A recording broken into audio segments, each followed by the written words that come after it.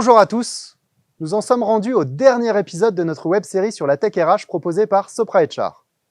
Pour terminer en beauté, on aborde aujourd'hui le sujet le plus technique de cette web-série, à savoir les IA ontologiques. Et au vu de tout ce que nous avons exploré, ce n'est pas rien. Les IA ontologiques constituent probablement un prochain grand pas dans l'augmentation des capacités stratégiques de la fonction RH. L'ontologie est un outil conceptuel qui décrit le monde réel et ses différents objets, les propriétés et les relations. Il s'agit d'un modèle logique qui permet de représenter les connaissances d'un domaine spécifique d'une manière qui peut être partagée par plusieurs utilisateurs et systèmes. Ces ontologies se révèlent très utiles pour communiquer et partager des informations entre des personnes et des systèmes informatiques. Elles sont également utilisées pour modéliser des connaissances, organiser et rechercher des informations pour prendre des décisions par exemple. Toutes les IA génératives ont une base de fonctionnement similaire aux IA ontologiques et se différencient principalement par leur usage, orienté vers la génération de contenu, là où les IA ontologiques, elles, servent avant tout à créer, maintenir et identifier des structures complexes.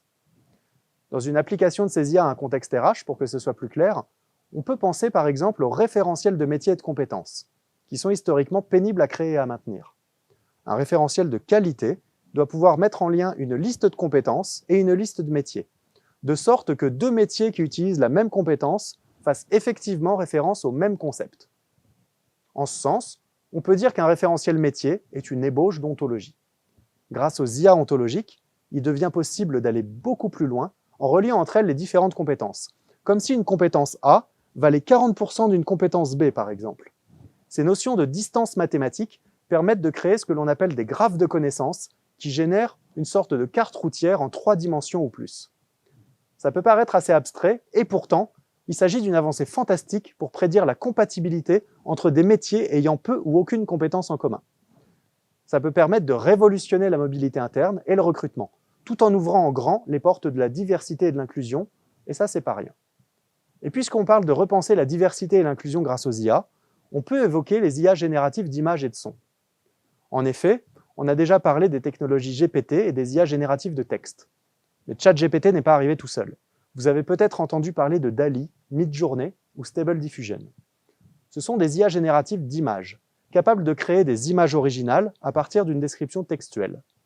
Les algorithmes d'IA non supervisés sont généralement utilisés pour découvrir des informations cachées et des relations complexes dans des jeux de données très volumineux, mais ils peuvent également être appliqués à des fins graphiques. Sans rentrer dans trop de détails, on peut dire que ces IA génératives modernes reposent sur des algorithmes de diffusion, qui excellent dans l'échantillonnage par le débruitage conditionné et non supervisé. Ok. Ça signifie simplement que l'IA utilise un nuage de pixels, un peu comme la neige de pixels qu'on peut voir sur une chaîne qui ne fonctionne pas. À partir de ce nuage et de la description textuelle qu'on a, l'IA est capable d'améliorer le nuage de pixels jusqu'à lui donner l'apparence voulue dans la description. C'est ce que l'on appelle le débruitage. À chaque essai, l'IA utilise un nuage de pixels différent, ce qui fait que les résultats sont toujours uniques. Avec un peu de pratique pour les descriptions, les prompts, il est possible de créer des images absolument fantastiques. L'une d'entre elles a même gagné un concours d'œuvres d'art il y a quelques mois aux États-Unis. Des IA existent également pour générer des musiques originales et libres de droit, dont certaines semblent composées par des grands maîtres.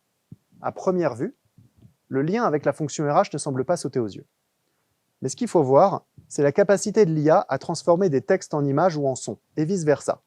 Grâce à ces innovations, il est désormais possible de convertir sans effort des informations visuelles en informations sonores ou textuelles, ce qui peut s'avérer critique pour accompagner certains handicaps sensoriels et assurer une meilleure communication au quotidien.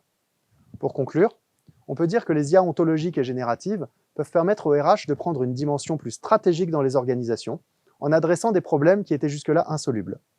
Pour le faire en responsabilité, il sera nécessaire d'adresser de nombreux aspects éthiques, d'autant que ces IA posent plus que jamais la question du droit d'auteur. En effet, même si les images créées sont uniques et originales, elles sont basées sur les millions d'images en ligne qui ont servi à l'entraînement du modèle. Et ces images-là sont rarement libres de droit. J'espère que vous avez apprécié les 10 épisodes de notre web-série sur la Tech RH et proposés par Sopra HR. Ici, on n'a fait qu'effleurer la surface des innovations actuelles et à venir, mais je suis convaincu qu'avec une bonne dose de créativité et d'audace, il est déjà possible de révolutionner les pratiques RH, pour peu que ce soit fait avec conscience, éthique et responsabilité. À bientôt, merci de nous avoir suivis sur ces 10 épisodes et longue vie à l'innovation RH.